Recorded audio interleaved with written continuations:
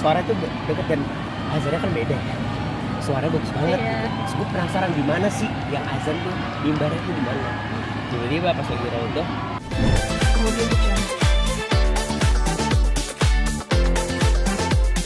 pengalaman umrohnya bareng keluarga seperti apa sih Kak? Pengalaman pertama ya? Iya, Gimana? Masya Allah kemarin umroh pertama kali bareng sama istri. Itu pengalaman yang akhirnya saya tahu gitu, ternyata umroh itu tuh memang ngebuat semua orang tuh jadi kangen untuk kembali lagi ke Mekah. Bahkan Madinah tuh menurut saya tuh tempat yang luar biasa, nggak bisa dilupain.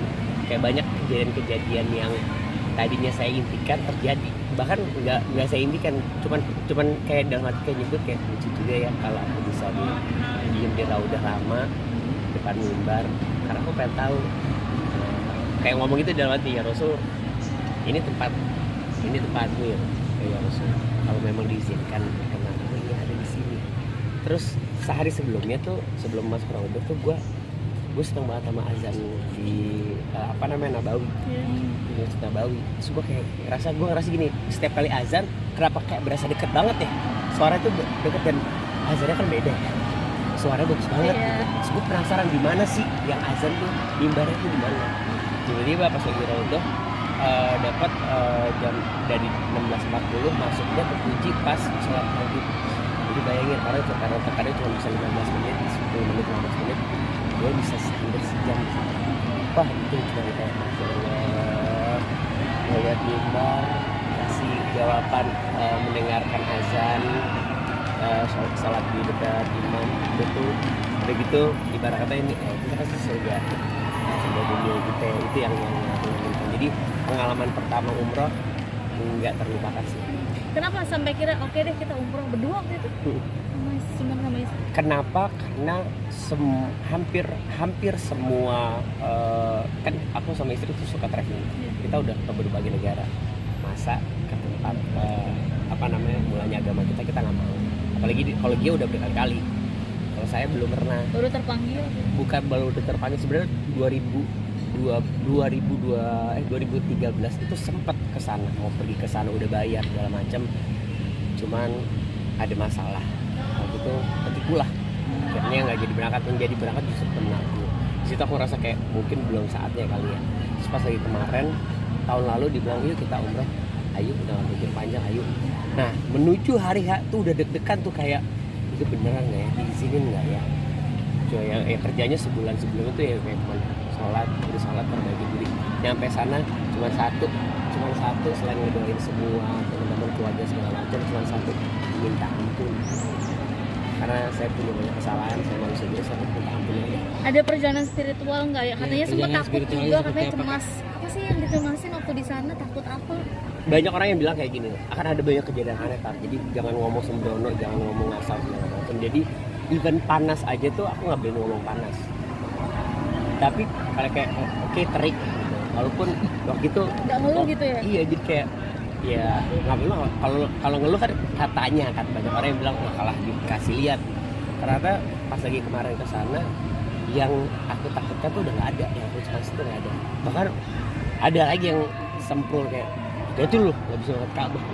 Makin kayak wih maksudnya gimana sih nggak bisa ngeliatnya gimana lah, kan jelas-jelas orang maksudnya kita kan sholat juga ngadepnya ke sana gitu. Akhirnya pas masuk yang terjadi itu tuh cuman masuk diri nggak jalan, bahkan waktu disuruh tawaf tapi sempet stop gitu kayak biasa aja. Akhirnya sampai juga di sini, akhirnya diizinkan juga untuk hadir karena suci. Masih kayak mimpi nggak sih? Bener nggak sih ya Allah gitu? Bukan mimpi lagi, itu udah kayak bahkan waktu pas lagi hari kedua kan kita pengen megang Ka'bah ya. Aku tuh sempat di pintu apa sih namanya, lupa tuh yang orang kan kayak hajar asal. Gue dari dari jauh aja ngeliat kayak semua orang kan semua pada mau hajar. Gue cuma enggak, saya mau ke itu ya kalau yang diizinkan boleh. Jadi pas lagi Jumatan gue taruh dia dulu, anterin dia dulu, habis itu gue pergi sendirian aja, sendirian nggak disuruh segala macam. Tiba-tiba nggak tahu kenapa itu jam 14 di mana lagi emang setelah itu kan udah panas-panas, setelah Jumatan tuh panas-panasnya orang tiba-tiba hilang yang di pas apa sih pintu apa sih yang antara Mumtazah.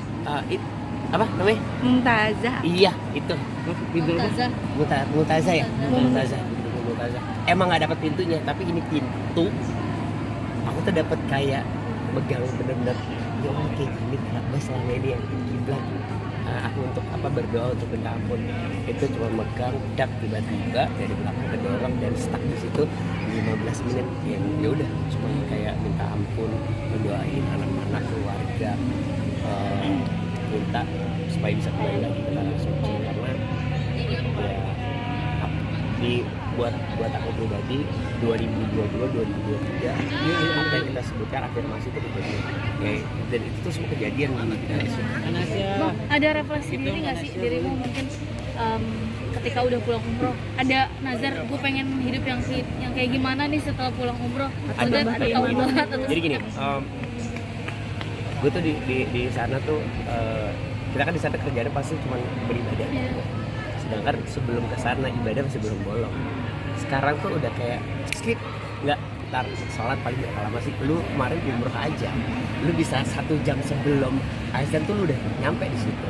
Masa ketika lu pulang ke negara sendiri nggak mau sholat, bareng cuma setengah jam doang lu nggak mau sholat.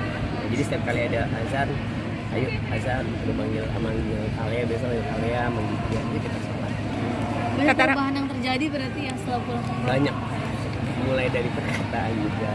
Ya walaupun balik lagi saya cuma manusia banyak kesalahan. Kata Ra, mungkin kan waktu itu sempat khawatir juga dengan doa-doa yang belum banyak hafalnya. Nah, mungkin perkembangan itu seperti apa sih kan waktu itu cerita? Iya benar. Jadi ya gitu.